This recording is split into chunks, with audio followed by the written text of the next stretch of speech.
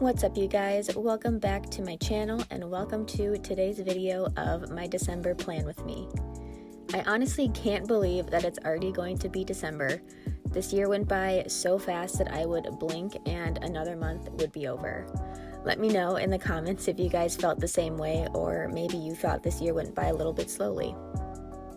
But anyway, for my December theme, I decided to use candy canes.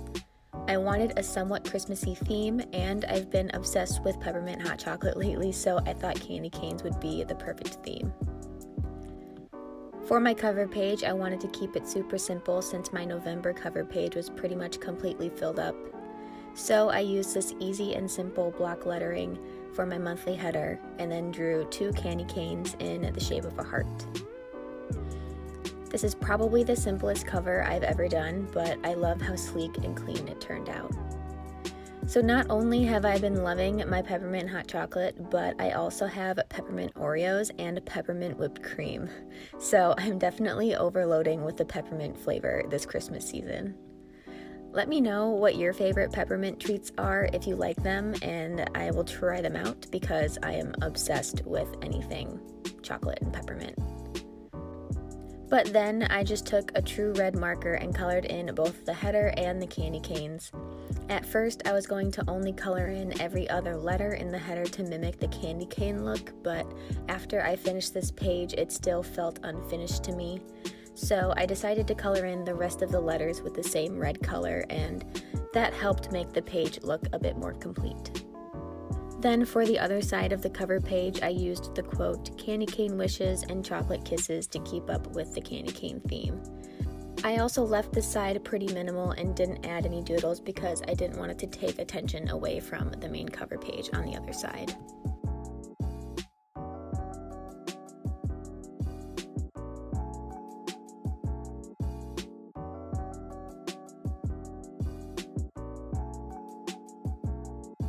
Next, for my calendar spread, I decided to do something a little different from my normal layout, and I separated all of the boxes instead of having them all connected to each other. You might think that using this kind of layout will give you less space to write, but I was actually able to use the same size boxes in all of my normal layouts.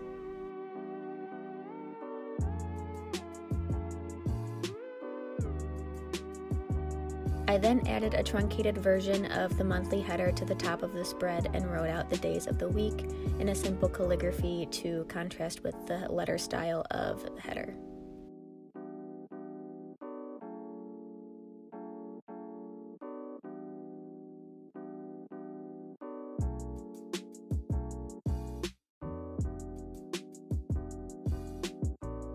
I also added a goals section at the bottom because I've been loving setting small monthly goals for myself lately. And I still had some room underneath the calendar, so I decided to add a few candy cane doodles to bring the theme into the spread. Then I added in all of the numbers for each day into the calendar and started coloring in the rest of the spread. I originally left the calendar part uncolored, but later added in some color by just drawing a small circle over the numbers, alternating between a light gray and a red color.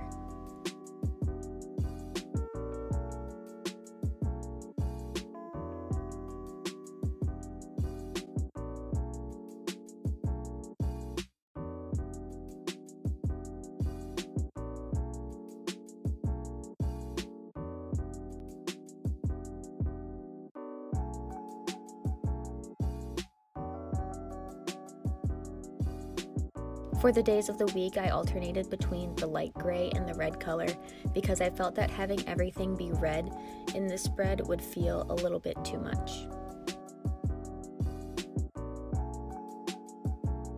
For my first weekly spread, I used a variation of a layout I use for almost every month. I drew long vertical boxes that take up the majority of the page and added a simple banner that drapes over the top of the box. I really like how putting the banner over and around the box gives it almost a 3D effect. This little detail brings so much more dimension to the spread, which otherwise would have felt a little flat. I love to use this spread every month because it gives me so much space to write all of my weekly tasks. Lately, I've been extra busy, so I made sure all of my weekly spreads for this month had a good amount of space for each day. Do any of you have a specific layout that you like to use every month? This one has quickly turned into my go-to spread, not only because it gives me a lot of space, but it's also so versatile and I can fit it with almost every theme. And of course, I also added my monthly header and a small calendar to denote which week the spread is for.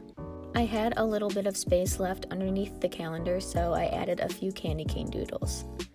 And for the days of the week, I wanted to do something a little different. So instead of writing the number of the day, I decided to write them out in words. I'd never thought about writing the days out this way before, but I like how it gives the spread a totally different feel.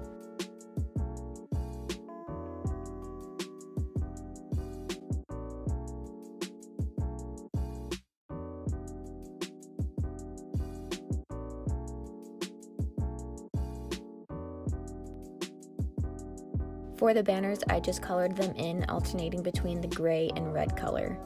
Similar to the monthly calendar, I felt that just using all red would make the spread feel a bit overwhelming, so adding the gray tones it down quite a bit and gives the spread a little bit more character. And then to finish off the spread, I wrote in the days of the week into the banners in an all uppercase font.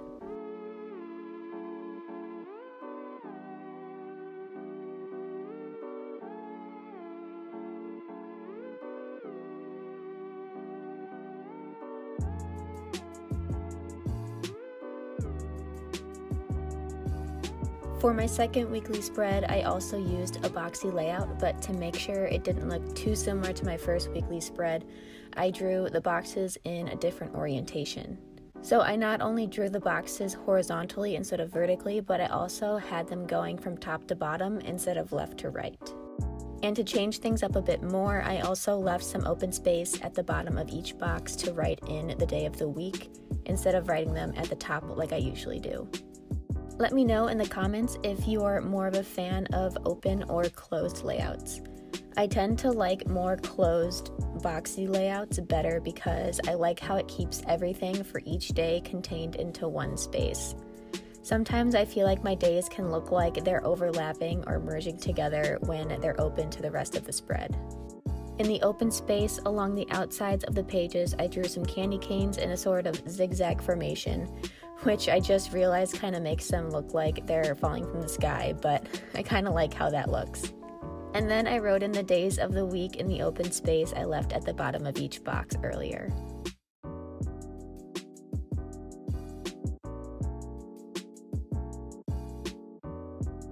Lastly, for this spread, I added in color by filling in the monthly header, filling in the candy canes, and highlighting the days of the week, again by alternating between the gray and the red markers.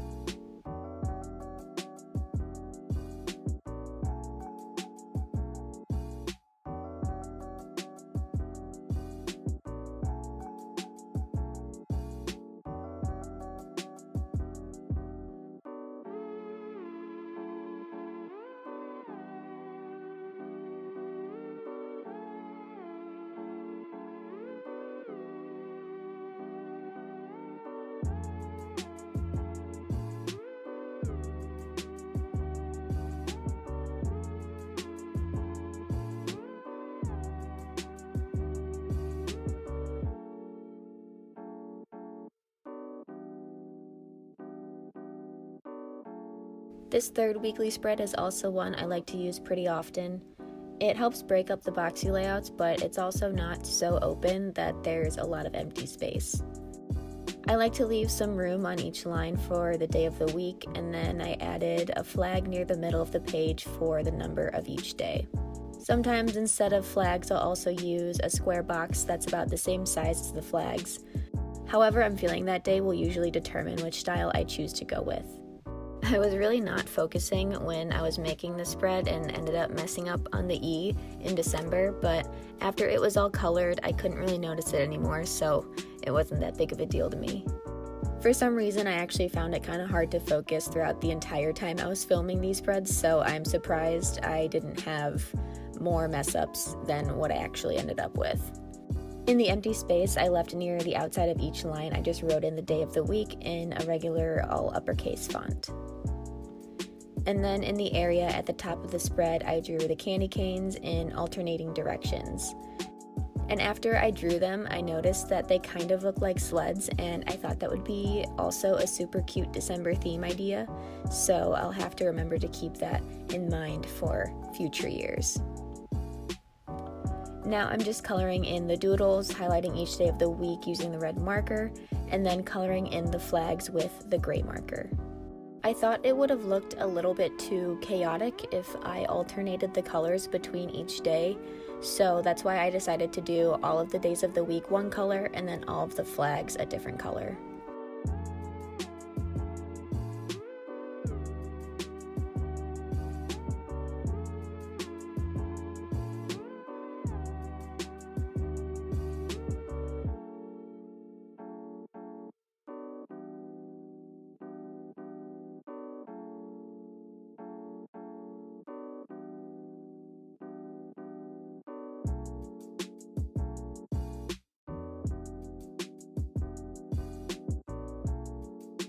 For this next weekly spread, I decided to try a variation of the Dutch door spread, and I'm not sure how I feel yet about how it turned out, so I'll leave it up to you guys to let me know in the comments what you think of it. But I drew the monthly header fairly large on the left side of the page, and then drew 2 boxes on each page near the middle of the spread.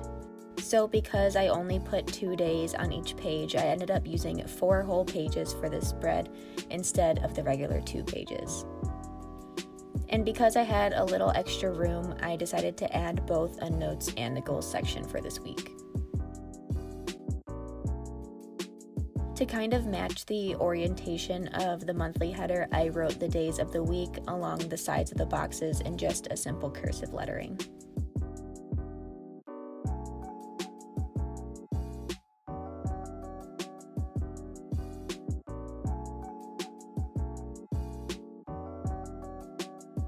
And then for the Dutch door aspect, I drew candy canes in the shape of hearts, similar to how I did on the cover page, along the edge of both sides of the middle page, and then cut it along the tops of the hearts. This way, no matter what day I'm on, I will have the same candy cane border along the side of my spread. I actually went about making that part of my spread the wrong way, and I didn't realize it until I had already finished it.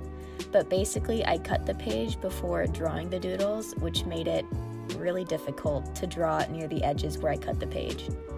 So if I can give you any advice for recreating this spread, I'd say draw the entire thing first and then cut wherever is needed. And although it was not fun making that part, I do really love how it turned out, and I'm really happy I did it.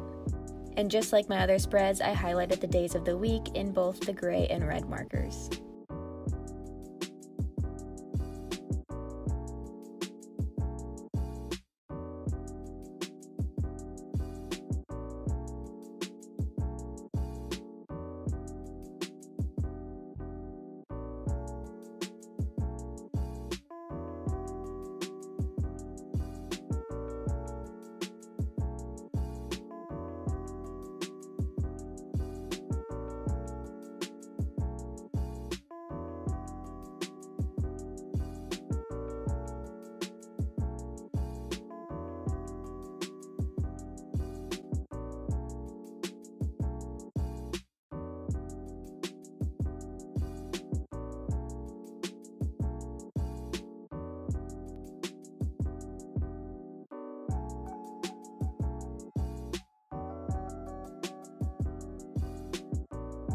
Finally, for my last weekly spread, I made another more open layout that's similar to my week 3, but kind of the opposite, if that makes any sense. I drew lines for the daily headers near the middle of the pages, and then added a small box near the outsides of those lines for the daily numbers. If you remember, my week 3 layout had the daily headers near the outsides of the pages and the flags near the middle. So for this weekly layout, I just flipped those aspects. And then I drew some candy canes in the empty space along the outsides of the spread in an alternating orientation.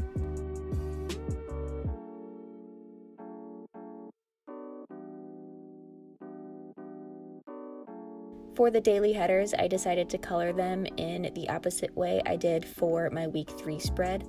So I highlighted the days of the week in the gray and then colored the flags in red. Be sure to let me know which of these 5 weekly spreads are your favorites. I like all of them so much that it's actually hard for me to pick a favorite right now, but I'm sure I'll find one while I'm actually using them. But if I had to pick one right now, I think I would choose either my first or last weekly spread.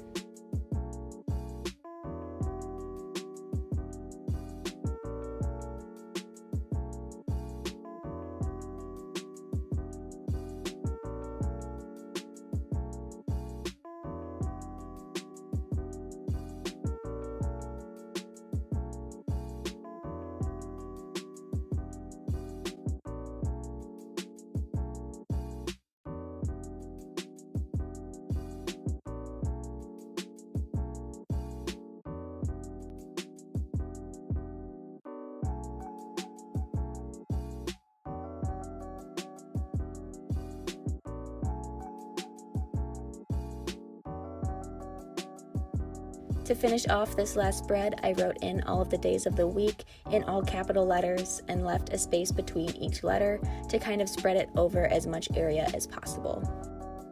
And that is all for my December Plan With Me video. I hope you all enjoyed it. Be sure to tag me if you recreate any of my spreads because I would love to see them.